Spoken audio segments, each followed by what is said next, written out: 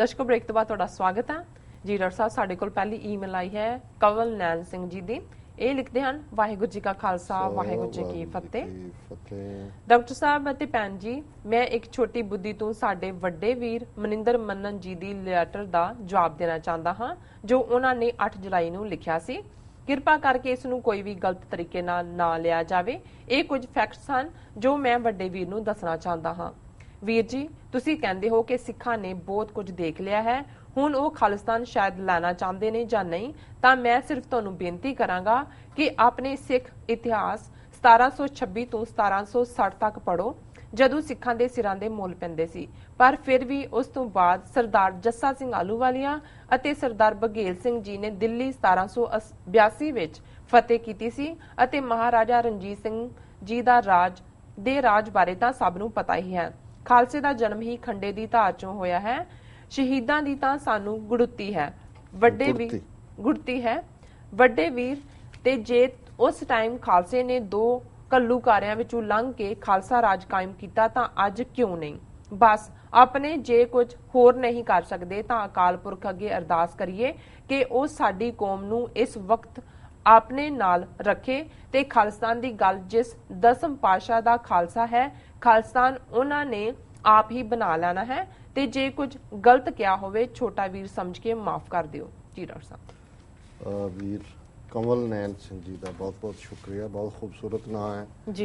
नैन अखा नूं कहंदे ने कंवल वर्गे, लोटस कंवल बहुत सोहना हुंदा है जी। तो बड़े सोहने नैना वाले ने, पर सोहनी बुद्धि भी गुरु ने दित्ती है, जिहड़ी बुद्धि पंथ दा सोचे और गुरु कलगीधर ते इस कदर विश्वास होए वो सचमुच ही खूबसूरत होणगे।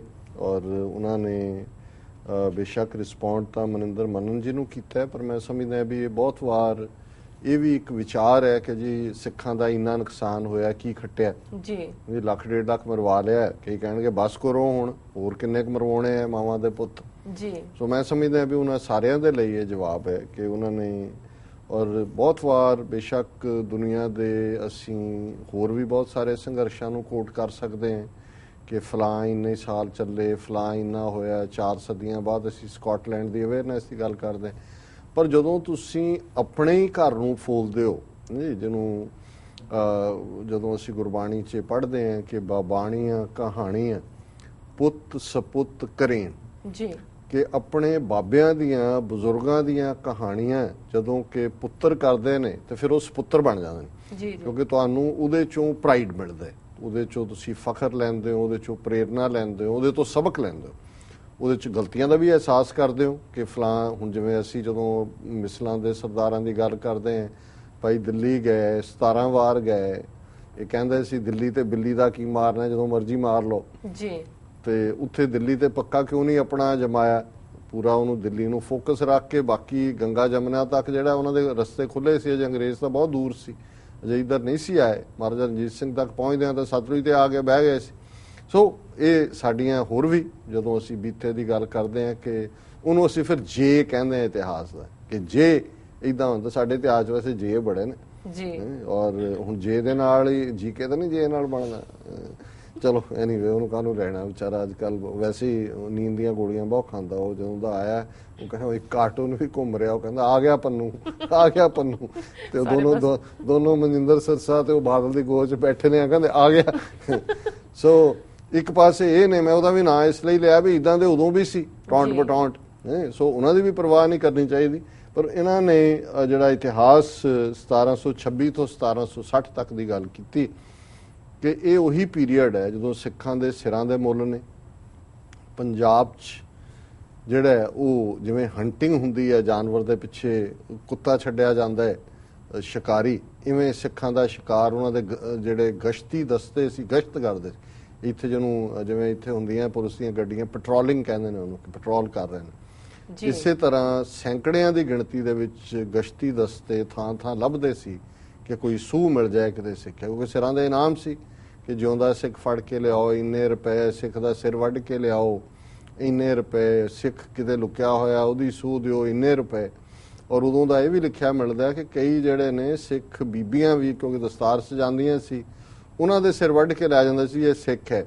ਤੇ ਉਹਨਾਂ ਨੇ ਕਹਿਣਾ ਕਿ ਇਹਦੇ ਦਾੜੀ ਨਹੀਂ, ਉਹ ਮਤਲਬ ਇਹ ਤਾਂ ਨਹੀਂ ਹੈ, ਉਹਨਾਂ ਨੇ ਕਹਿਣਾ ਜੀ ਅਨਦਾੜੀਆ ਸਿੱਖ ਹੈ ਜੀ ਨੌਜਵਾਨ, ਇਹ ਇਤਿਹਾਸ 'ਚ ਮਿਲਦੀਆਂ ਨੇ ਲਿਖਤਾਂ। ਸੋ ਉਸ ਦੌਰ 'ਚ ਵੀ ਫਿਰ ਅਸੀਂ ਘੱਲੂਘਾਰਾ ਦੇਖਦੇ ਹਾਂ, ਛੋਟਾ ਘੱਲੂਘਾਰਾ ਹੁੰਦਾ ਹੈ, ਇੱਕ ਦਿਨ ਦੇ ਵਿੱਚ 15-20 ਹਜ਼ਾਰ ਜਿਹੜੇ ਨੇ ਪੂਰੇ ਦਾ ਪੂਰਾ ਜੰਗਲ ਔਰ ਅੱਗ ਲਾ ਦਿੱਤੀ ਜਾਂਦੀ ਹੈ, ਸ਼ਹੀਦੀਆਂ ਪਾਉਂਦੇ ਨੇ, ਇੱਕ ਦਿਨ 'ਚ ਤਾਂ ਨਹੀਂ, ਕਈ ਹਫ਼ਤੇ ਚੱਲਿਆ ਛੋਟਾ ਘੱਲੂਘਾਰਾ। ਲੇਕਿਨ ਵੱਡਾ ਘੱਲੂਘਾਰਾ ਜਿਹੜਾ 1761-62 ਦੇ ਵਿੱਚ ਉਸ ਪੀਰੀਅਡ 'ਚ ਹੁੰਦਾ ਹੈ, ਇੱਕ ਦਿਨ ਦੇ ਵਿੱਚ ਹੀ ਸੂਰਜ ਚੜ੍ਹਨ ਤੋਂ ਸੂਰਜ ਅਸਤ ਹੋਣ ਤੱਕ 40-50 ਹਜ਼ਾਰ ਸਿੱਖ ਮਾਰੇ ਜਾਂਦੇ ਨੇ। ਉਹਨਾਂ 'ਚ ਬਹੁਤ ਸਾਰੇ ਬੱਚੇ, ਬੀਬੀਆਂ, ਬਜ਼ੁਰਗ, ਔਰ ਜਿਹੜਾ ਬਚਦਾ ਕੋਈ ਵੀ ਐਸਾ ਨਹੀਂ ਹੈ ਜਿਹਦੇ ਸਰੀਰ ਤੇ ਜ਼ਖਮ ਨਾ ਹੋਏ। ਪਰ ਉਸ ਪੀਰੀਅਡ 'ਚ ਵੀ, ਔਰ ਉਹਨਾਂ ਨੇ ਬਿਲਕੁਲ ਠੀਕ ਕਿਹਾ ਕਮਲ ਨੈਨ ਸਿੰਘ ਜੀ ਨੇ, ਕਿ ਉਸ ਤੋਂ ਬਾਅਦ ਹੀ ਅਸੀਂ ਲਾਹੌਰ ਫਤਿਹ ਕੀਤਾ, ਉਸ ਤੋਂ ਬਾਅਦ ਅਸੀਂ ਦਿੱਲੀ ਫਤਿਹ ਕੀਤੀ, ਉਸ ਤੋਂ ਬਾਅਦ ਅਸੀਂ ਕਿੰਨਾ ਵੱਡਾ ਮਹਾਰਾਜਾ ਰਣਜੀਤ ਸਿੰਘ ਦੇ ਥੱਲੇ ਰਾਜ ਬਣਾਇਆ।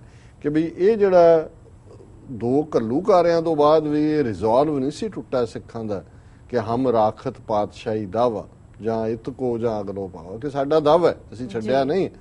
ਔਰ ਘੱਲੂਘਾਰਿਆਂ ਤੋਂ ਬਾਅਦ ਪ੍ਰਾਪਤੀਆਂ ਹੋਈਆਂ ਨੇ। ਜੇ ਵੱਡਾ ਘੱਲੂਘਾਰਾ 1762 'ਚ ਹੋਇਆ, ਕੁਝ ਮਹੀਨਿਆਂ ਦੇ ਵਿੱਚ ਹੀ ਅਬਦਾਲੀ ਦੀ ਫੌਜ ਨੂੰ ਡਿਫੀਟ ਕਰਕੇ ਉਹਨਾਂ ਤੋਂ ਹੀ ਉਹਦੇ ਪ੍ਰਿਜ਼ਨਰ ਆਫ ਵਾਰ ਲਿਆ ਕੇ ਹਰਮੰਦਰ ਸਾਹਿਬ ਨੂੰ ਜਿਹੜਾ ਪਲੀਤ ਕੀਤਾ ਸੀ ਉਹਨਾਂ ਤੋਂ ਹੀ ਸਫਾਈ ਕਰਵਾਈ ਉਹਨਾਂ ਜਿਹੜਾ। ਔਰ ਫਿਰ ਅਸੀਂ ਦੇਖਦੇ ਹਾਂ ਕਿ ਨਾਲ ਹੀ ਕੁਝ ਦੇਰ ਬਾਅਦ ਜਿਹੜਾ ਉਹ ਰਿਜ਼ੋਲਵ ਕੀਤਾ ਵੀ ਅਸੀਂ ਲਾਹੌਰ ਲੈਣੇ, ਔਰ 15 ਸਾਲ ਦੇ ਵਿੱਚ ਅਸੀਂ ਦੇਖਦੇ ਹਾਂ ਕਿ ਵੀ ਜਿਹੜਾ ਫਿਰ ਉਹ ਦਿੱਲੀ ਤੱਕ ਪਹੁੰਚ ਜਾਂਦੇ ਨੇ।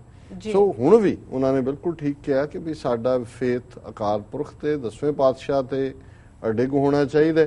ਔਰ ਅਲਟੀਮੇਟਲੀ ਅਸੀਂ ਬੀਤੇ 'ਚ ਵੀ ਇੰਨੇ ਜ਼ੁਲਮ ਸਹਾਰ ਕੇ ਵੀ ਆਪਣਾ ਨਿਸ਼ਾਨਾ ਹਾਸਲ ਕੀਤਾ ਸੀ, ਔਰ ਅੱਜ ਵੀ ਇਸ ਸਭ ਦੇ ਬਾਵਜੂਦ ਕਿ ਸਾਡੇ ਸਾਹਮਣੇ ਕੀ ਚੈਲੰਜਸ ਨੇ, ਕਿੰਨੇ ਚੈਲੰਜਸ ਨੇ, ਕਿੰਨੀਆਂ ਹਾਰਡਸ਼ਿਪਸ ਨੇ, ਅਲਟੀਮੇਟਲੀ ਅਸੀਂ ਖਾਲਿਸਤਾਨ ਸਤਿਗੁਰੂ ਦੀ ਬਖਸ਼ਿਸ਼ ਨਾਲ ਹਾਸਲ ਕਰਾਂਗੇ। ਸੋ ਵੀਰ ਕਮਲ ਨੈਨ ਸਿੰਘ ਜੀ ਦਾ ਬਹੁਤ ਬਹੁਤ ਸ਼ੁਕਰੀਆ, ਉਹਨਾਂ ਨੇ ਸਾਨੂੰ ਲਿਖਿਆ ਜੀ। ਡਾਕਟਰ ਸਾਹਿਬ ਨੇ ਬ੍ਰੇਕ ਵਿਊਅਰਸ ਤੁਸੀਂ ਸਾਡੇ ਨਾਲ ਇਸ ਤਰ੍ਹਾਂ ਬਣੇ ਰਹੋ, ਮਿਲਦੇ ਹਾਂ ਛੋਟੇ ਬ੍ਰੇਕ ਤੋਂ ਬਾਅਦ।